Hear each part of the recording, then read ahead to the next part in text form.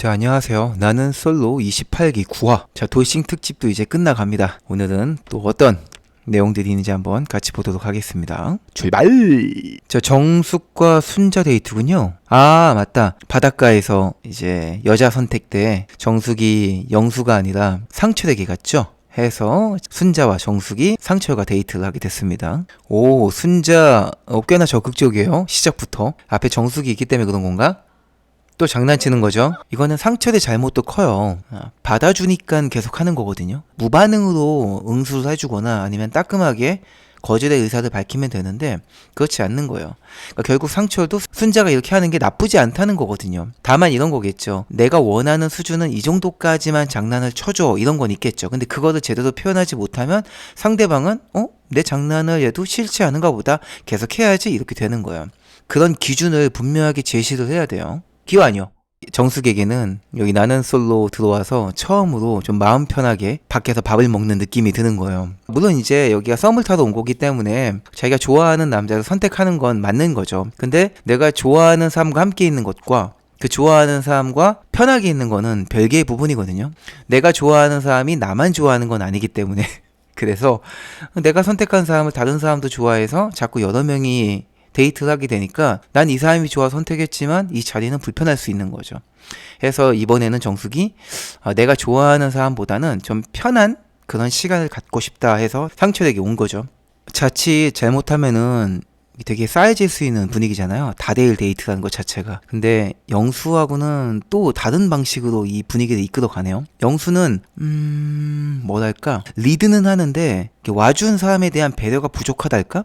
되게 뭔가를 많이 신경 쓰고 챙겨주는 것처럼 보이지만 사실 제대로 챙겨주는 건 아무것도 없었어요. 본인이 좋아서 본인 편하자고 하는 것 투성이지 이 사람들, 더 나아가 이 분위기를 편하게 만들려는 의도라는 게 좀 없다 할까?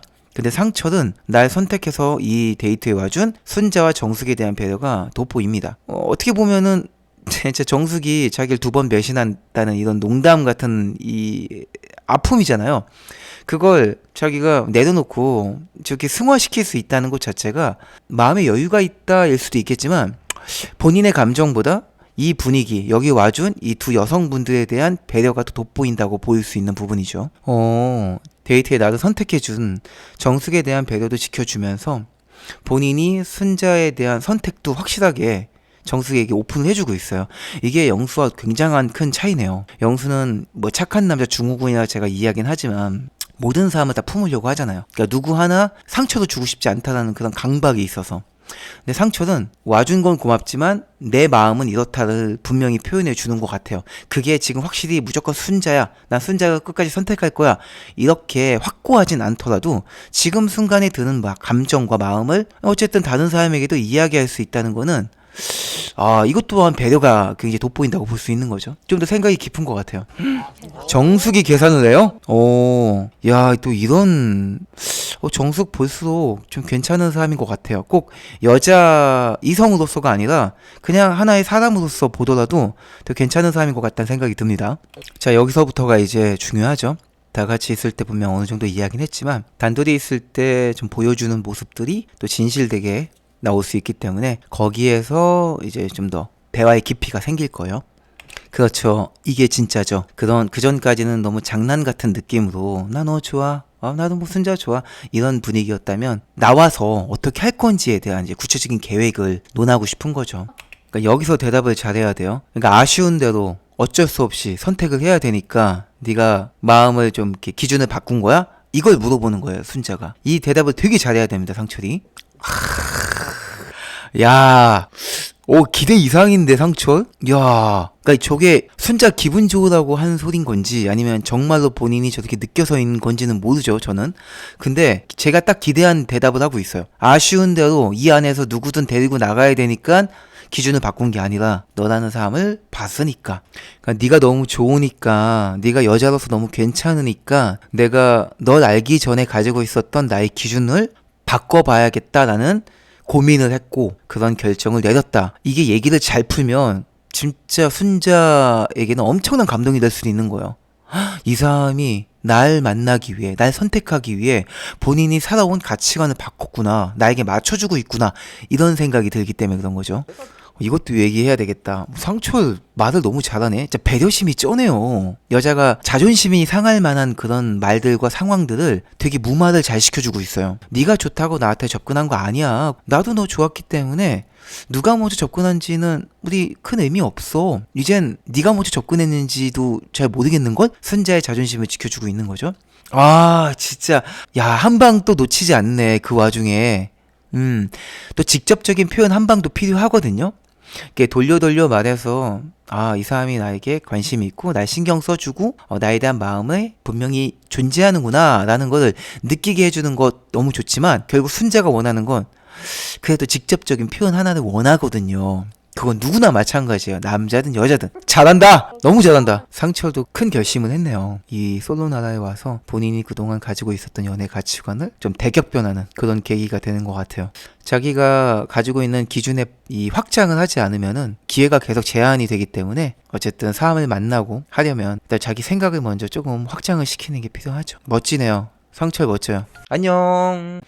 그러고 보니 영철도 공연 같은 걸 하잖아요. 약간 직장인 밴드 같은 걸 하는 걸로 기억하는데, 그래서 약간 그런 거에 공통점을 느끼나 봐요. 영철은 음악에 대한 열정이 있었는데 자기가 꿈이라고 생각했었던 그런 직업을 갖고 있는 영자를 보면서 존경, 그리고 뭐 부러움도 있겠고 동경 같은 그런 복합적인 감정이 있나 봐요.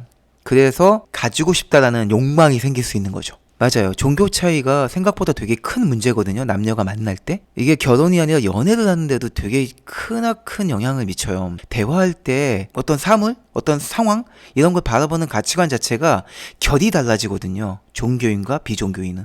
이거는 무조건 연애하면서도 부딪힐 수밖에 없는 부분인데, 지금 영철이 그걸 맞춰주겠다? 엄청 영자에게도 와닿는 부분이죠. 왜 영자가 비종교인을 안 겪어봤을까? 겪어봤을 거예요, 분명히. 그렇죠. 이 부분이 이제 영자가 걱정스러운 부분이죠. 너 순자랑 잘 지내고 있었잖아. 너 둘이 깨먹고 있었잖아. 근데 왜 갑자기 나한테 왔어?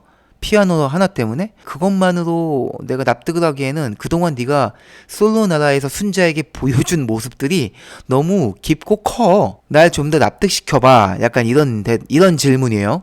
아하, 좋아요. 일단 시작이 좋습니다. 대답의 시작이 아주 좋아요. 지금 대답이 굉장히 잘했어요. 야, 오늘 상철도 그렇고 영철도 그렇고 데이트 다 잘하는데? 여자의 이런 남자의 마음을 떠보는 이런 질문들을 아주 잘 대답하고 있어요. 영철이 나이스하게 대답할 수 있는 방법은, 내가 순자가 제일 좋아서 그동안 잘 지냈던 게 아니야. 데이트했던 게 아니야. 난 너가 1순위였는데 여기 제작진이 2순위 뽑으라고 하고 나의 선택권이 없고, 그러다 보니까 어떻게 하다 보니 순자랑 자꾸 엮였던 거지. 난 항상 너였어. 이제와 기회를 얻은 거야. 좋아. 저런 거 좀 거슬리는데. 높지 않네요. 데이트는 나쁘지 않았거든요, 제가 보기에. 근데 아마도 이 한 번의 데이트로 그동안의 솔로 나라에서 있었던 이 며칠을 다 뒤집기에는 사실 좀 무리가 있긴 하죠. 그러니까 좀 더 지속적으로 꾸준한 모습을 보여줄 필요가 있을 것 같아요. 이건 영철이 뿌린 씨앗이죠, 뭐. 본인이 감수해야지. 그러니까 좀 더 그냥 솔직하게, 나는 1순위가 영자 너였지만 제작진의 이런 진행 방식에 따라가다 보니까 본의 아니게 순자랑 데이트를 좀 많이 했어. 근데 그러다 보니까 참 사람이 정이 무섭다고 순자에 대한 마음이 생기더라고 해서 잘해보려고도 했었어. 근데 좀 순자를 알아가면 알아갈수록 좀 이런 부분이 나랑 맞지 않는다고 생각했고, 그래서 그러는 와중에 마침 이번에 기회가 돼서 널 만나게 된 거야. 요렇게 풀었으면 더 좋지 않았을까 싶어요. 기호 아니요.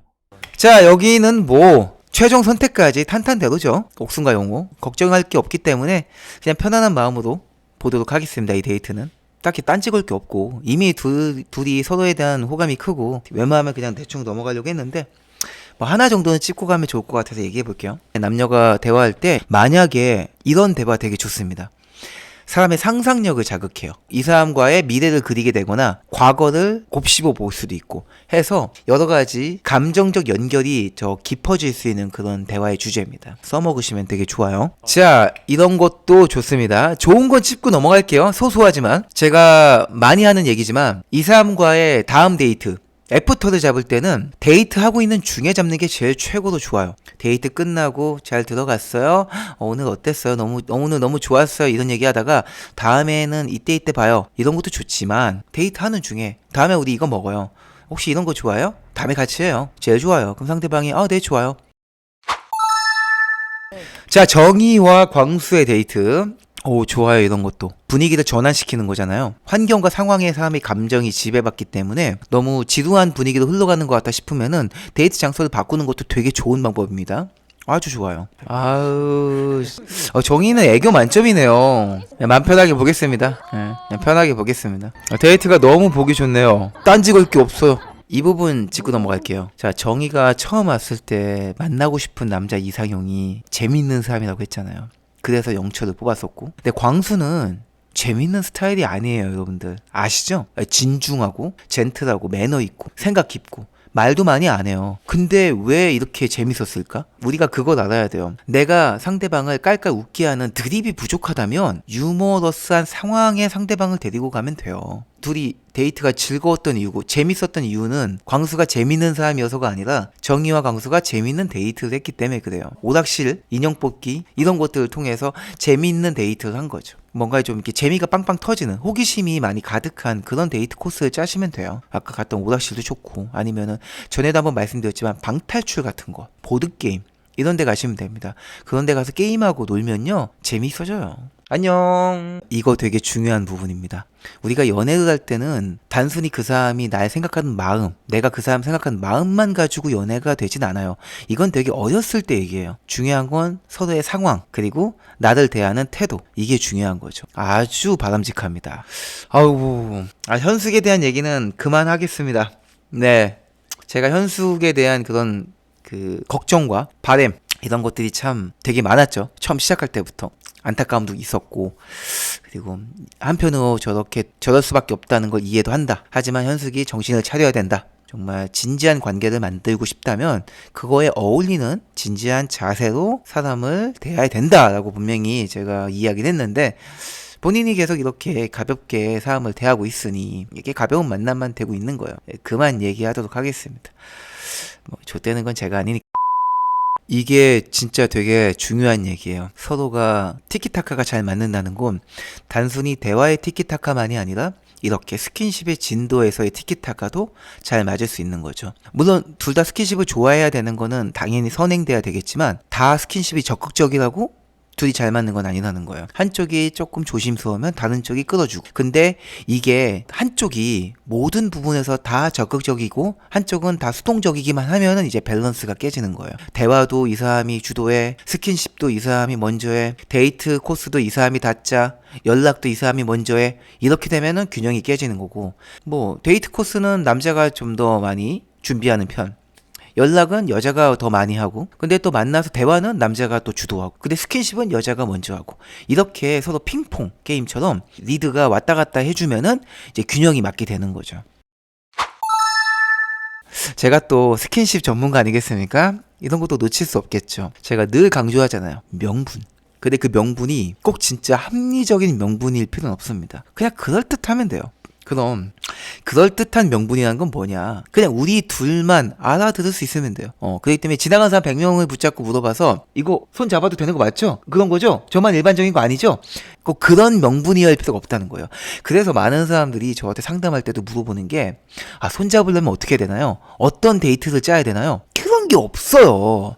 그냥 흘러가다가 둘만 아는 이 분위기에서 통용되는 그런 규칙들이 생길 겁니다. 그럼 그걸 걸고 넘어지고, 그걸 빌미 삼아, 그걸 명분 삼아 손을 잡으면 되고, 포옹을 하면 되고, 팔짱을 끼면 되는 거예요. 하다못해 지금 상처되는 것처럼 그냥 개소리 그냥 씨부린 거 아니야. 정숙이 내 50만원짜리 내 손 잡은 거야. 어때? 비싼데 한번 잡아볼래? 흔치 않은 기회다? 이런 개드립이라도 하라고. 흔히 현실에서 적용할 만한 거, 이런 거 있잖아요. 요즘 날씨 추워지잖아. 여자랑 데이트하면서 걷고 있어. 춥다. 나 잠바에 주머니가 없네. 어떻게 주머니 대신 손이라도? 이런 거라도 하라고. 이런 거라도. 이게 무슨 개 같은 소리예요. 근데 이런 명분을 그냥 들이대면 잡게 된다니까요. 그럼 여러분들 제발 대단한 기술로 손을 잡으려고 하지 마세요. 저도 보기 좋았어요. 우리가 보기도 그래요. 잘 당해주고, 잘 공격하고, 받아주고. 생각이 없는 애한테 저런 걸 물어봐서 무슨 의미가 있겠습니까? 영수는 계획을 갖고 사람을 만나는 게 아니라 그냥 흘러가는 대로 만들어지는 상황에 따라서 마음이 왔다 갔다 하고 있기 때문에 저런 걸 물어보는 의미가 없습니다. 그럼 여자는 왜 자꾸 남자에게 저런 걸 물어볼까? 남자가 좀 리드해 주길 바라는 거예요. 믿고 의지할 만한 사람이길 바라는 거지. 넌 뭔가 계획이 있지. 남자는 그래야 되잖아. 이런 생각을 갖고 있기 때문에 그런 거죠.